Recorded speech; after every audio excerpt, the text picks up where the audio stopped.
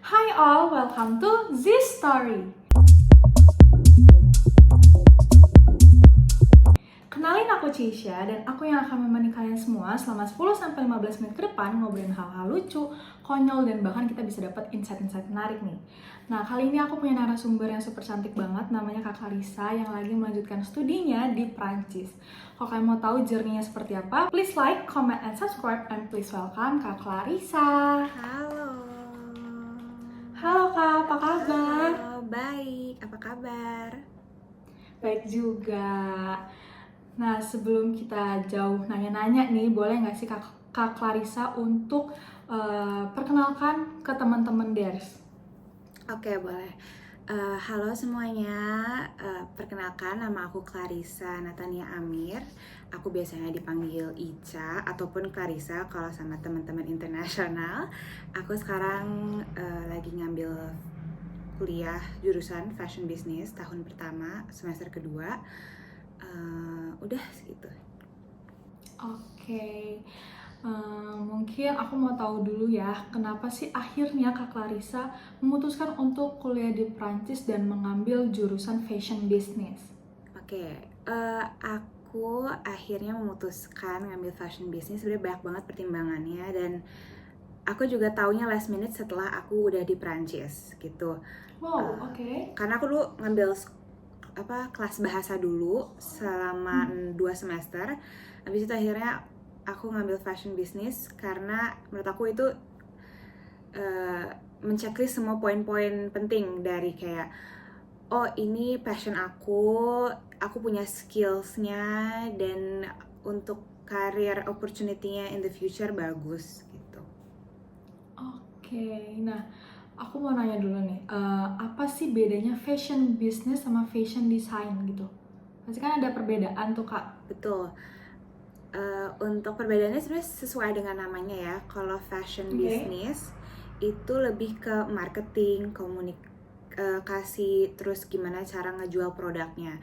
Sedangkan untuk fashion design itu mereka lebih ke sisi artistik.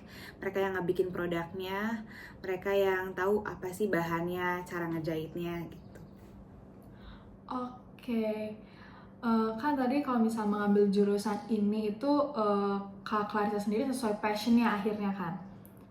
Nah, emang dari awal itu sudah punya passion tersendiri akan fashion kah atau seperti apa? Atau suka gambar juga sebelumnya atau mungkin? Iya betul. Aku dulu tuh emang anaknya lebih ke seni sih. Pokoknya suka sama hal-hal yang artistik aja. Pokoknya aku dulu kayak ya lumayan aktif di organisasi, OSIS, dan itu tuh semuanya di bidang seni budaya atau nggak artistik gitu. Jadi pas mau datang ke Prancis dulu sudah mau ngambil desain grafis, desain illustration gitu.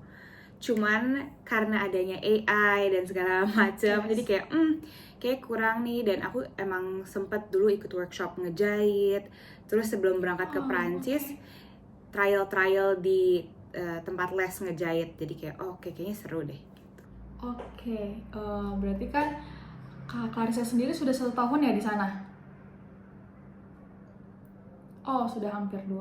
Nah, ada nggak sih sejauh ini insight-insight yang paling berharga tentang dunia fashion boleh atau tentang kita jauh dari negara asal gitu?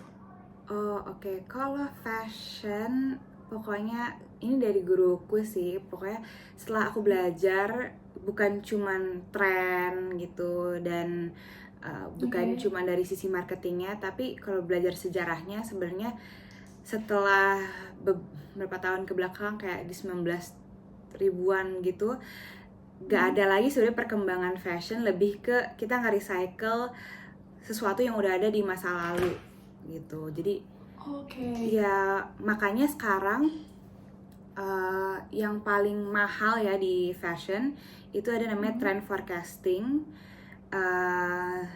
Gimana mereka nge-analisis tren apa yang akan booming di tahun-tahun selanjutnya.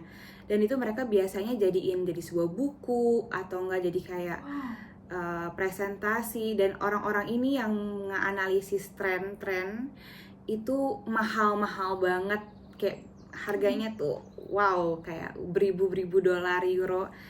Dan kayak misalnya kemarin kita sempat ada trending color analysis. Itu kan kayak wow, semuanya pingin. Itu kayak pada ke Korea lah, kemana lah. Dan ternyata aku pelajarin juga di fashion tentang color analysis itu. Dan even guru aku kalau misalnya lagi di kelas, terus mereka suka bawa color sample dan mereka suka ngadain sendiri color analysis kayak kita kalau minta gitu. Kayak aku mau dong color analysis, nanti dia kasih tahu kira-kira kita cocoknya warna apa. Jadi kayak itu seru sih. Iya. Jadi mempraktekkan pas lagi viral-viralnya pun kita bisa mempraktekkan itu di perkuliahan kita ibaratnya gitu ya Kak? Betul. Oke, nah kalau misal insight yang paling masuk ya bukan pelajaran yang bisa diambil setelah nyampe ke Perancis tuh ada nggak sih Kak? Pelajaran paling berharga kayaknya apa ya? Open minded aja sih. Pokoknya pengalaman itu bisa dicari, bisa dikejar, bisa juga datang. Banyak banget hal yang aku dapat, opportunity yang aku dapat yang nggak aku kepikiran pas di Indo, tapi alhamdulillah dan untungnya aku ambil pas aku di sini. Kayak contohnya aku diundang ke nikahan orang Prancis. Itu juga karena teman sekelas, terus dia nikah sama orang Prancis, terus kayak untungnya aku diundang karena deket. Ada juga yang aku diundang ulang tahun, terus juga orang-orangnya Prancis. Aku sempet nari jaipong sama jali-jali, tapi kalau yang itu aku jemput sendiri lah opportunity, karena aku kayak kayaknya kita bisa nih perform di acara kebudayaan, festival budaya gitu. Akhirnya aku sempet ngajar teman-teman aku untuk kayak beberapa bulan dan akhirnya kita perform. Ada juga misalnya ada festival-festival di sini yang seru, dan kayak podcast gitu. Kayak aku ternyata di sini cuman karena misalnya aktif di TikTok atau di IG, akhirnya sempat diundang ke beberapa acara untuk sharing session. Itu menarik banget sih. Oke, berarti keren banget ya Kak Clarissa sendiri pun bisa mengajari orang-orang Perancis juga tentang kebudayaan Indonesia gitu ya Kak. Kayak tadi nari jaipong atau sama jali-jali ya? Keren banget sih.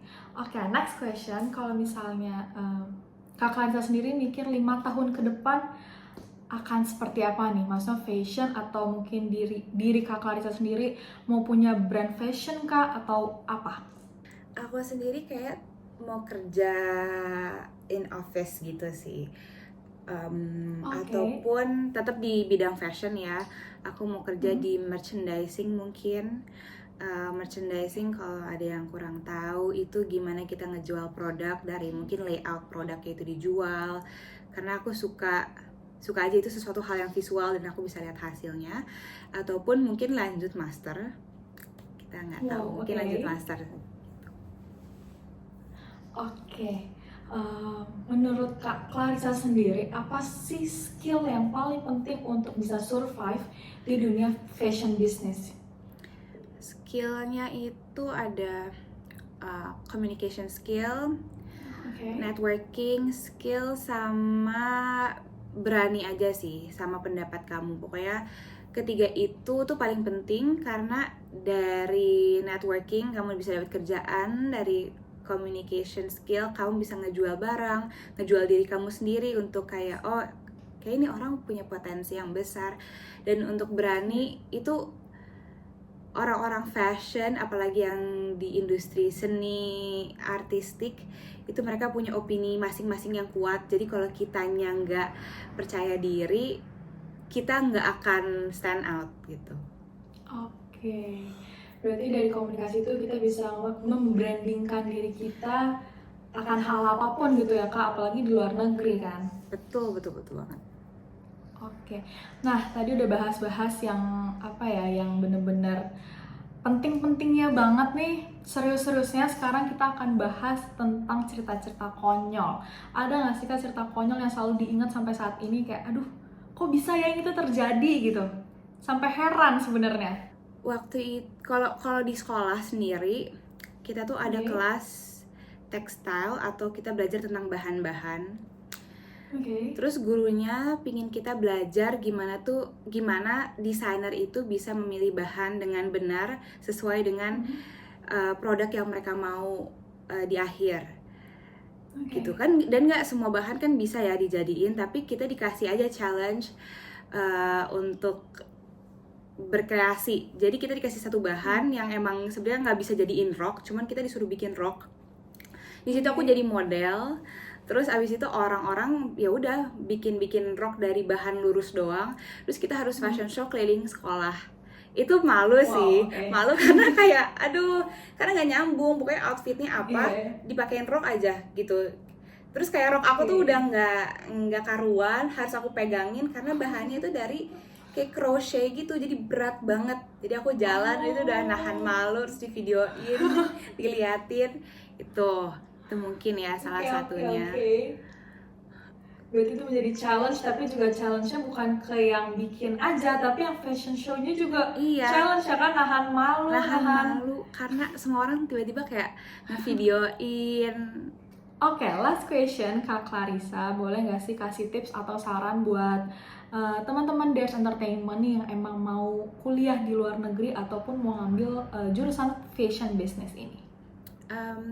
Siapapun yang mau ngambil kuliah jurusan fashion atau mau kuliah di Prancis, just go for it, nothing to lose.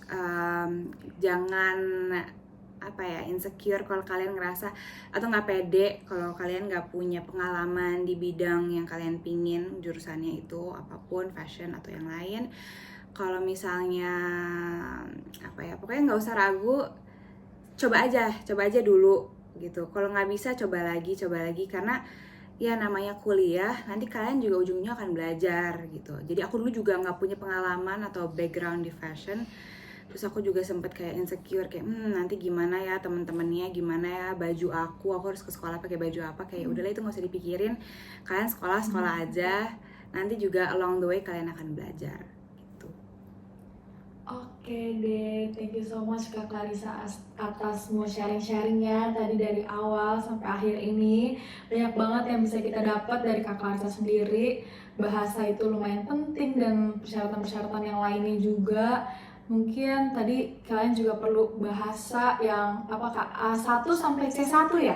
Iya, pokoknya yang penting kalian bisa lah basic minta tolong atau minta arah gitu kan. Oke, nah yes, itu dia. Mungkin banyak juga jurusan-jurusan yang bisa kalian dapetin di luar negeri, tapi kita melihat tadi Kak Clarissa kalau misalnya kalian sendiri kreatif mungkin bisa ngambil fashion business ini.